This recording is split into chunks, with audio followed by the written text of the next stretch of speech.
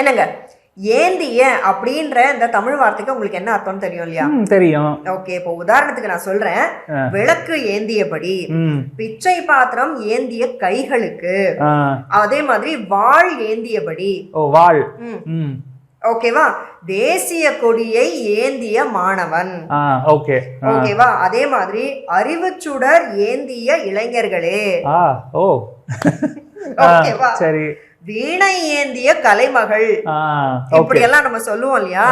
இதெல்லாம் எப்படி எப்படி இங்கிலீஷ்ல சொல்றது அப்படின்றத ரிலேட் பண்ணி நான் சில சென்டென்சஸ் தமிழ்ல எடுத்து வச்சிருக்கேன். ஒண்ணு ஒண்ணா உங்களுக்கு கேட்டுட்டே வரேன். எனக்கு அதை எப்படி இங்கிலீஷ்ல சொல்றது அப்படின்றத சொல்லினே வாங்க. சொல்றீங்களா? சொல்றேன். அதுக்கு முன்னாடி hi friends, welcome to English அரட்டை. இங்கிலீஷ் பேசி பழகலாம் வாங்க. ஓகே, ஃபர்ஸ்ட் சென்டென்ஸ் என்ன? முதல் சென்டென்ஸ், கையில் குடையை ஏந்தியபடி அவர் மழையில் நின்றார். இதுக்கு இங்கிலீஷ்ல இதுக்கு holding an umbrella he stood in the rain அப்படி நம்ம சொல்லலாம். குட்.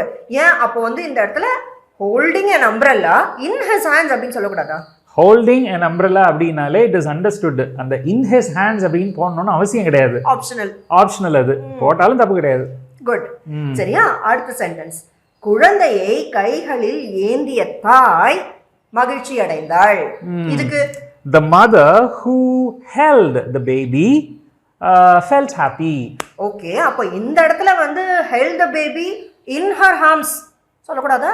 ஏற்கனவே சொன்ன மாதிரி தான். அந்த in her arms அப்படின்றது it is optional. போட்டாலும் தப்பு கிடையாது. Good good good.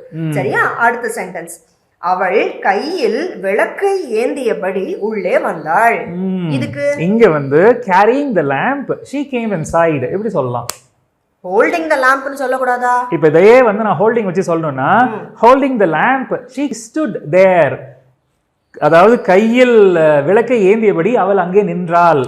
அதாவது இந்த ஏந்திய அப்படின்றதுல ரெண்டு அர்த்தத்தை நம்ம இங்கிலீஷ்க்கு கொடுக்கலாம். என்னென்ன? ஒன்னு ஹோல்ட் இல்லனா கேரி.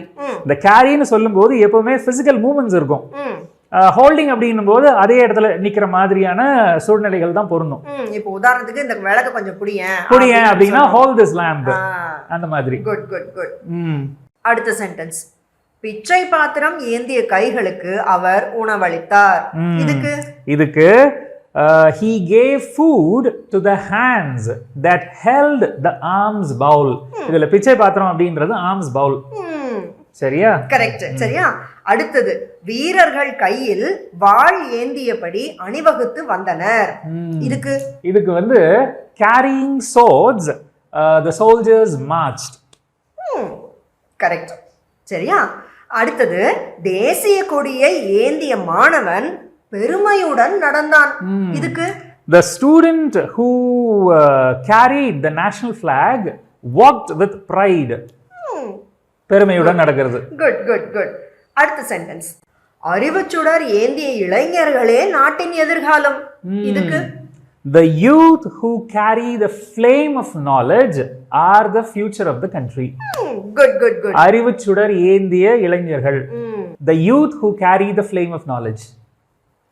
ஓகேவா? அடுத்த சென்டென்ஸ், மலர் மாலையை ஏந்திய தொண்டர்கள் தலைவரை வரவேற்றனர்.